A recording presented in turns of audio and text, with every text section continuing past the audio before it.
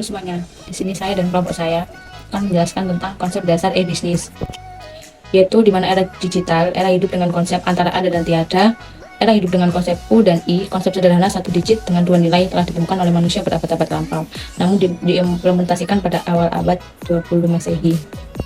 Lalu di mana ada beberapa gambaran tentang revolusi komunikasi, seperti ini,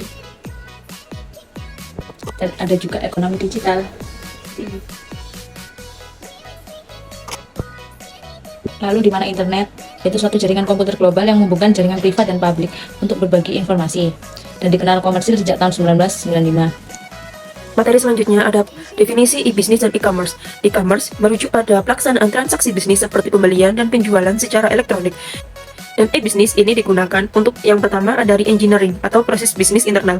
Yang kedua ada sistem kolaborasi perusahaan. Dan yang ketiga ada perdagangan elektronik. Dan ada perbedaan dari tradisional versus e-bisnis. Jadi kalau tradisional bisnis, itu model bisnis tradisional berurutan, kurang terintegrasi, berbasis kertas, mahal, dan tidak efisien. Mengapa? Karena ini didorong oleh waktu, dengan banyak aktivitas terjadi secara berurutan.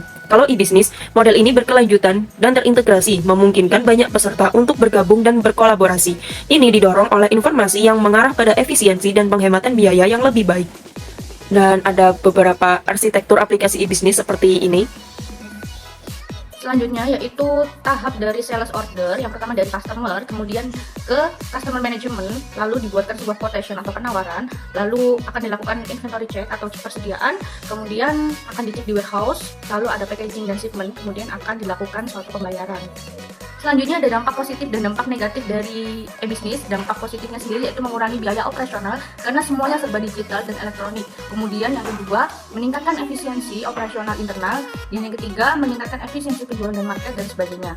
Kemudian dampak negatifnya yaitu pencurian informasi rahasia yang berharga karena menggunakan media elektronik. Kemudian yang kedua ada kehilangan kesempatan bisnis karena gangguan dari pelayanan. Dan yang ketiga kehilangan kepercayaan dari konsumen dan masih banyak lainnya. Selanjutnya ada faktor dari keberhasilan e-bisnis. Jadi tidak semua e-bisnis itu akan mengalami suatu keberhasilan, tapi ada beberapa faktor yang dapat mendukung keberhasilan dari e-bisnis. Misalnya yang pertama adalah validitas, di mana kedua pihak dalam transaksi ini harus dapat menyatakan keaslian dari identitasnya dan kemudian memastikan bahwa transaksi ini bersifat sah dan juga valid. Kemudian yang kedua, integritas, di mana kedua pihak itu yakin bahwa informasi yang dipertukarkan itu akurat dan tidak dapat diubah selama proses transaksi.